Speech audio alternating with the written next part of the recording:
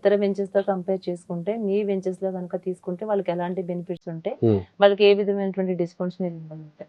మేజర్‌గా ఏందంటే మనం ఇన్వెస్ట్‌మెంట్ పెట్టేటప్పుడు మనం చూసుకోవాల్సింది అంటే ఎవరైనా ఇది మీ అందరికీ తెలిసిన విషయమే ఉంటది. నేనేమన్నా అంటే ఫస్ట్ మనం ట్రాన్స్‌పోర్ట్ చూసుకోవాలి. సో, ఎప్పుడైనా మనం పోతున్నాం అంటే పబ్లిక్ ట్రాన్స్‌పోర్ట్ ఉందా లేదా? ప్రైవేట్ ట్రాన్స్‌పోర్ట్ ఉందా లేదా? సో, అట్లాంటివి చెక్ చేసుకుంటే 100% మనమైతే ప్రతీది కూడా హైవేకే ఉన్నాయి వెంచర్‌లో. హైవే ఫేసింగ్ నుంచి మాక్సిమం పోయింది ఓన్లీ 500 మీటర్స్. 500 మీటర్స్ అనేది చాలా డిస్టెన్స్ కాదు. మాక్సిమం పోయింది అది కూడా ఏంది జస్ట్ 10% వెంచర్సే. 90% వెంచర్స్ మొత్తం మనము హైవేలో దిగేసి వెళ్ళిపోవచ్చు. అర్ధరాత్రి 12కి వెళ్ళినా బస్ దిగేసి వెంచర్లోకి నడుచుకుంటూ వెళ్ళొచ్చు. పైగా అన్ని డొమెస్టిక్ ఏరియాలో ఉన్నాయి.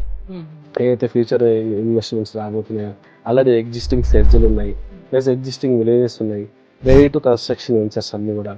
సో ఇట్లాంటి ఈ వెంచర్ దగ్గరే మనకి ప్రాపర్టీస్ ఇవ్వడం అనేది జన్మిక ప్రత్యేకత.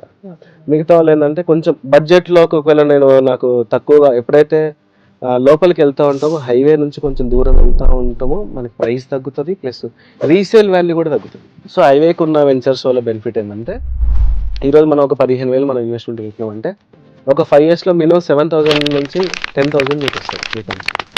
సో ఇదేంటంటే సాటిస్ఫై అవుతాం మనం. తొందర తీసేయాలి, నేను ఒక 5 years కావాలి. ఇప్పుడు మా పాప ఇంటర్ చదువుతుంది, 5 yearsలో మ్యారేజ్ చేద్దాం అనుకుంటున్నాం, లేకపోతే 10 years చేద్దాం అనుకుంటున్న వాళ్ళకి హైవే పక్కన ఉన్నటువంటి కనెక్టివిటీ ఉన్నటువంటి వెంచర్స్ ఏవైతే తీసుకుంటారో వాళ్ళకి మంచి జరుగుతుంది.